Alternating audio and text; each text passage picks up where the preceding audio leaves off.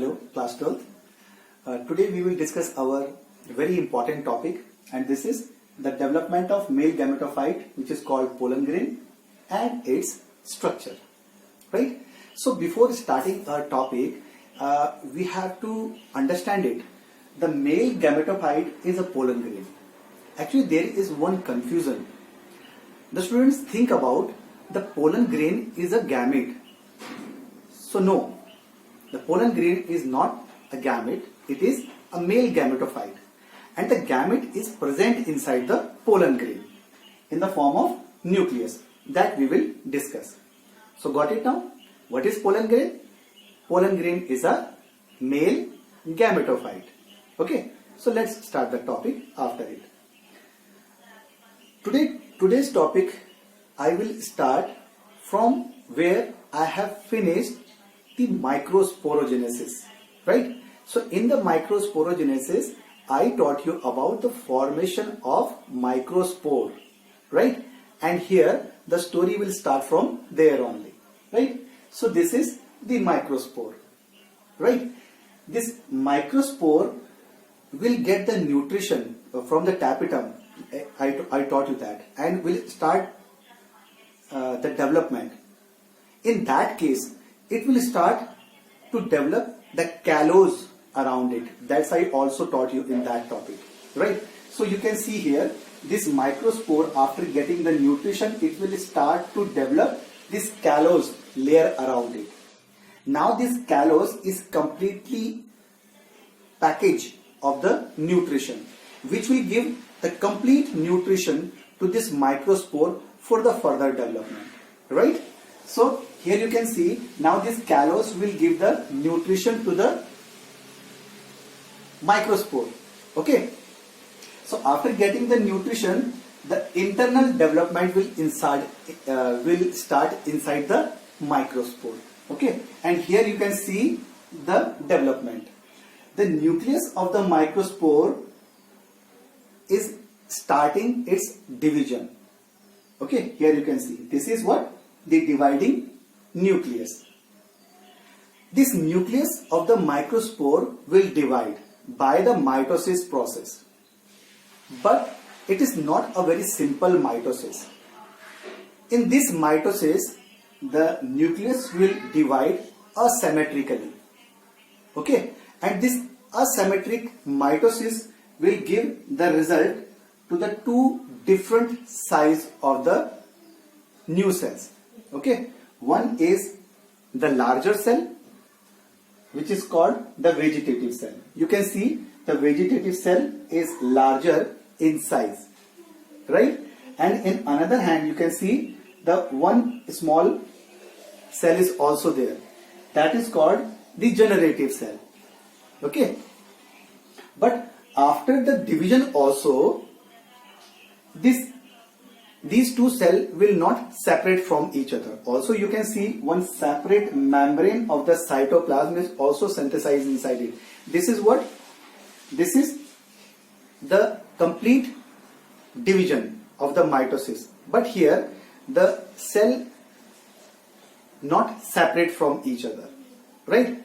So because cells are connecting with each other by its layers, the vegetative is connecting with the generative, and the generative with connecting with the vegetative cell. So this kind of cell division is called cleavage.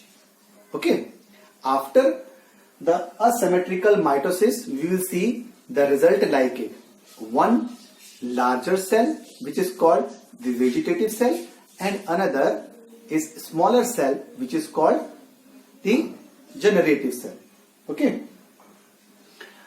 After this, the internal development will continuously run, and here you can see the generative cell is becoming separate from the vegetative cell. Now we should know about it, how it's happened. Actually here the generative cell starts development, further development, and it just develop the callus layer around it. Generative cell will synthesize its separate callose layer around it, and that separate layer of the callose will separate it from the larger vegetative cell. So here you can see a separate generative cell having the separate generative nucleus. Okay, where in another hand you can see the larger cell is still vegetative cell and having vegetative nucleus separately. So this is called the two-cell stage of the male gametophyte. The two-cell stage of male gametophyte. Here one thing is very important. You can see very clearly the generative cell is floating on the cytoplasm of male gametophyte. Here you can see this is the cytoplasm.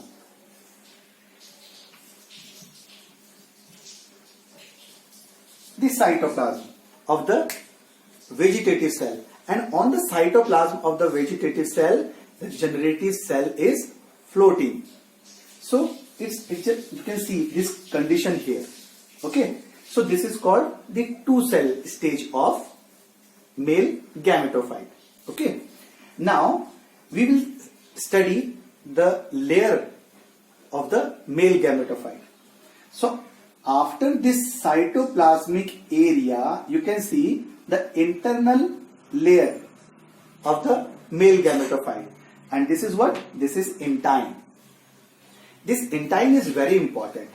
This intine is the kind of layer which can used by the male gametophyte for the exchange of the material, okay, which separate the internal atmosphere of the male gametophyte from the outer atmosphere. But another side, it is the kind of layer which allow to pass some valuable ion which can transfer from out to inside, okay, and the waste material which is synthesizing inside will go out. Understood? So it is the layer intine. It is thin in size. Okay. After intine you can see a very thick layer around it. This thick layer is called exine. Exine is thicker in size. Okay, and it is very tough layer. It just synthesized by one chemical which is known as sporopollenin. This sporopollenin is very resistive against the environmental factors. Means due to this sporopollenin, the exine become very tough and it will not react with any kind of environmental factor or bacteria or fungus or some microorganism. Okay, so that's why it is called the protection layer of male gametophyte.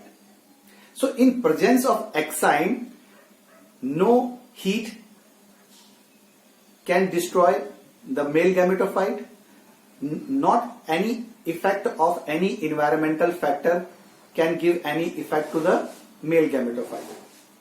Okay, so it will protect the male gametophyte. Okay, now you can see somewhere this exine layer is very thin. Okay, it is not very thick in that areas, and these pore-like areas are called the germ pores. Now, what is the use of these germ pores? Okay, see, as I taught you, the exine will not allow any factor to react with the male gametophyte. But if exine is there only, so how the male gametophyte will interact with the stigma after the pollination, right? So when the pollen grain will reach on the platform of stigma, so stigma will provide nutrition to the male gamete that time for the reaction. So to that interaction, that nutrition of the stigma should reach inside the pollen grain. Then how it will reach? Exine will not react with it. So some pores are there, many pores are there. Okay, these pores are called germ pores.